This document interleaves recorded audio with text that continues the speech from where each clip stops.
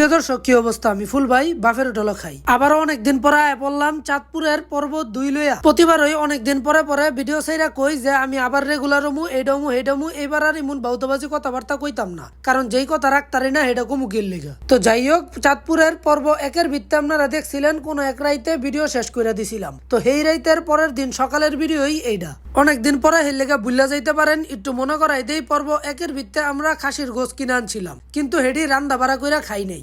এর লেগা এডি আজকা রান্না বাড়া কইরা খামু। আগের দিন যেহেতু সব কিনা লাইছিলাম, এর লেগা আজকে আইছি খালি সালাদের আইটেম কিনতে। এইদিকে আজকে হইলো আবির 07-এর ফ্লাইট। আবির 07-এ আমগুলোকে আইতে পারে নাই দেখা আমরা ওর স্টোরি দেখা ওর মিস করতেছিলাম। তো আমরা এখন যাবো ইউসুফ ভাই হেগো বাড়িত ঘুরাঘুরি কইরা এরপরে আবার নদীর যাবো গোসল করতে। অল্প কিছুক্ষণের ভিত্তেই ঘুরতে ঘুরতে আয়া পড়লাম ইউসুফ ভাই। আমার আবার গ্রামের রাস্তাঘাট অনেক ভাল লাগে। আমি দাদাবাইত গেলেও সারাক্ষণ আড়াআড়ির মধ্যেই থাকি, কারণ এত শান্তিতে ঢাকা শহর আড়ুন যায় না। এই গ্রামের রাস্তা দিয়া আটবেন আর সত্যিকারের পাখির কিচির মিচির আওয়াজ শুনবেন, এটা অন্যরকম একটা শান্তি। গ্যান্ডারির সিজন চলনের কারণে সব ম্যাক্সিমাম ক্ষেতের ভিত্তই দেখতাছিলাম খালি গ্যান্ডারি লাগাই না।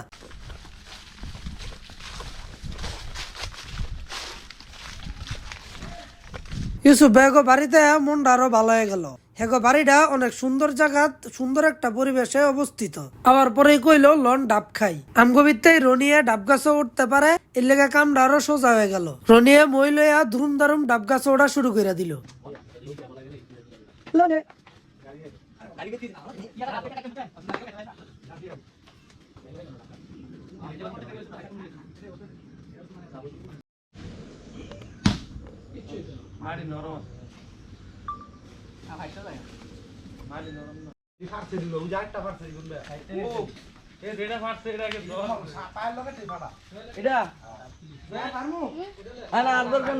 মুহূর্তের ভিত্তে রনিয়া দুরুম দারুম এত্তাড়ি ডাব পাইরা লাইলো। আর ডাব হইলো আমার পছন্দের মধ্যে সবচেয়ে উচ্চ পর্যায়ের জিনিস। আমি যখন ওই দাদিভাই যাই তখন ওই ডাব পাইরা খাই। নিজের মনে করে উঠে এলাম।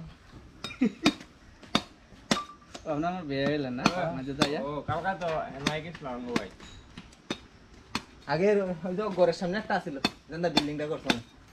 ইমন ভাই আবার দুরুম দারুম ডাব কাটতে পারে। দেখলাম দুরুম দারুম একটার পর একটা কাটতেই আছে। আমার আবার যদিও ডাব নিজেরটা নিজে কাটতে খাইতেই ভাল লাগে, কিন্তু এন রং তামাশা করানোর সময় নাই, কারণ এনতে আমগো গোসল করতে যাওয়ান লাগবো। তো আমরা ডাব খাওয়ানোর পরে নাস্তা পানি কইরা এরপরে গেলাম গা গোসল করতে। এর আগের দিন নদীত গোসল কইরা অনেক মজা পাইছি, যদিও এদিন সবাই আসিল না।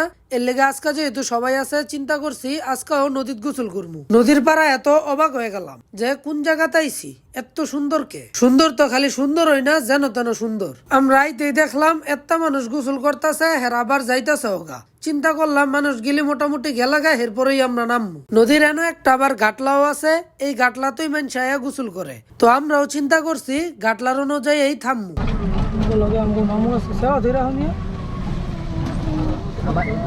আমার গাড়ি জায়গা হয়েছে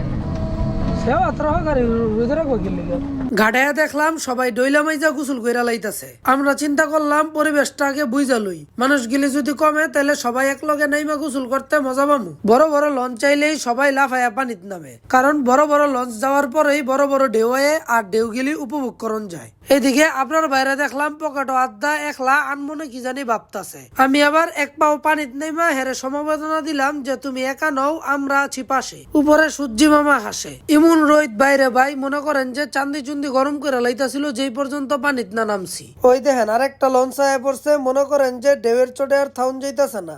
সবার মতন আমি ওর দেরি না কইরা দুরুম কইরা মনে করেন গেঞ্জিটা খুললা ফালদা নাইমা বললাম। হাত কইরা আবার জামা কাপড় নিতে বেজাল লাগে, এর লেগা গেঞ্জিটা খুললই নামুন লাগছে। কিন্তু ওখানে জামেলা হইলেও অনেকগুলি সুন্দর সুন্দর ফুটেজ লইতারতাম না, কারণ এই ধরনের ফুটেজের লেগে আবার জবাবদিহিতা আছে। পানিতে আবার উঠটাইলাম, কারণ ছবি বলে তোলা হয় নাই। ওখানে সবাই ছবি তুলবো, আমি না থাকলে কেমন দেখা যায়, এর লেগে আবার ছবি তোলনের লেগা পানির উপরে উঠটাইলাম। ইভন ভাই দেখলাম নায়কের মতন একটা পোস্ট লয়ে লইছে যে আজকা মনে করেন যে কাবা কাবা কইরা লইব সব। ভাবির দৃষ্টি আকর্ষণ করতাছি যে দেখেন হে আপনারা সারা ঘুরতে কত রঙ্গলীলা দেখায়। মাস্টার শেফ শিবলি মিতুলে আবার একটা চুইং দিতে পারে যেটা আমরা কেউই বালা কইরা দিতে পারি না।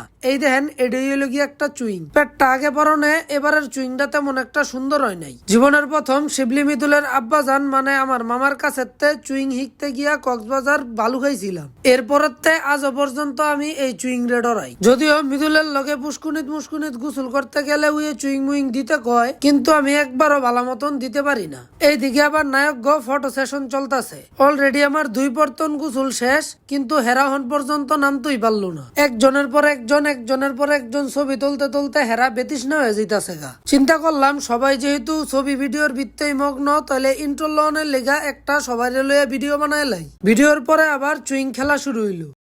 দাও চুইং দাও।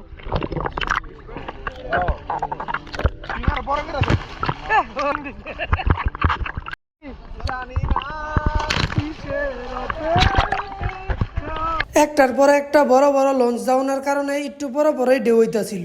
আমরাও ঢেউগুলি সেইরকম ভাবে উপভোগ করতেছিলাম।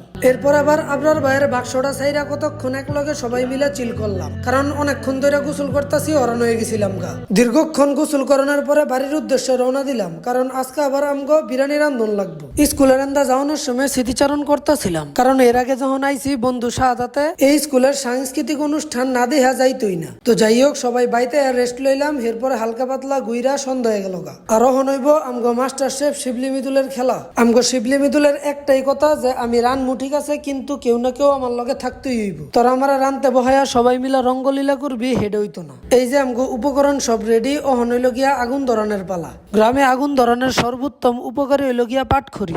এই জিনিসটা একটু আগুন পাইলেই দুরুম দুরুম জ্বলতে থাকে। এই যে ঠিক এমনি দেখেন এটার খেলা।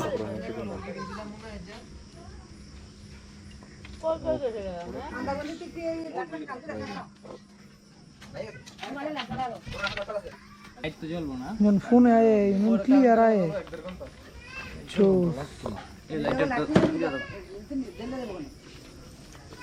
আগুনটা জ্বলতে শিবলি মিতুলের পাইলেট আগুনের উপরে দিয়া রান্ধনের সূত্রপাত ঘটায় লইল।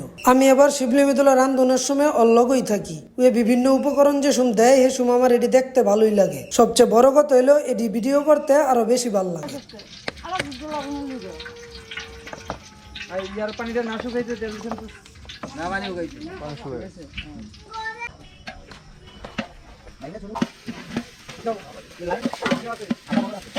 শিবলি মিতুলে যে সুম মশলার মিক্সিং গিলি করে হে সুম তো মনে করেন আমি লগের তেলরি না, কারণ এই মিক্সিং গিলিতে যে সুন্দর একটা গ্রান বার হয় একদম অসাধারণ। কি কি দিল কইতেও পারতাম না, কিন্তু এত কিছু দিয়া যে মাহাইতাছে এটা বুঝতাছি। মাহাইনা শেষে এটিরে পাইলার ভিত্তে ঢেলিয়া দিল গুড়া।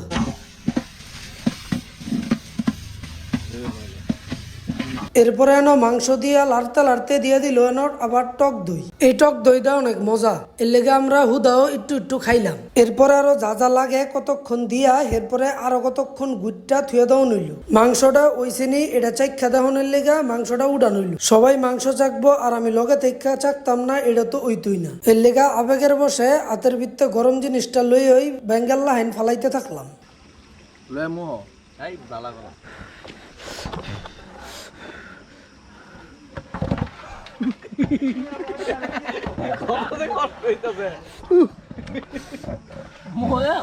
আরে ভাই যেটা আড্ডা সহ্য করতে পারতাছি না ওটা মোহ কেমনে দেব, চিন্তা কর।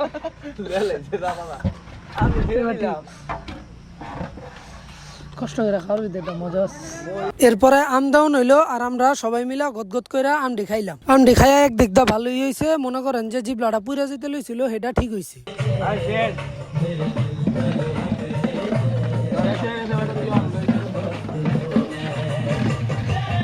রান্দার প্রায় ফিনিশিং পর্যায়ে পড়ছে, কারণ অহন চাইল দিয়ে লাইছে। আল্লাহ লাইরা চাইরা কতক্ষণ থুয়ে দিলেই মনে করেন যে কতক্ষণ পরে খাইতে পারবো। অবশেষে আমগো রান্দা বান্দা শেষ, খাওনের লেগা প্রস্তুত। আমগো মাস্টার শেফ শিবলি মিতুলে খাওন বাড়তাছে আর আমি হুমড়ি খাইয়া ক্যামেরা লইয়ার সামনে খাড়া রইছি, কারণ একটু লাড়াচাড়া করলে গ্রান বাইর হইতাছে, সেই গ্রান না হলেও লাগবো। রান্দা বাড়া শেষ, অহন হইল গিয়া সালাদ মাহনের পালা। সালাদটারে যতটা সম্ভব জাকানাকা করানোর চেষ্টা করতেছি, কিন্তু এত কিছু না থাকানোর কারণে অত একটাও জাকানাকা হয় নাই। তাও যা হইছে আলহামদুলিল্লাহ। অহন হইল গিয়া খাওনার পালা, আর খাওয়ানোর সময় এত কথা কি এর। তো আজকের মতন এনই বিদায় লইলাম। আমনে গহগলতার লগে দেখা হইব নেক্সট আবার একটা ইন্টারেস্টিং ভিডিও।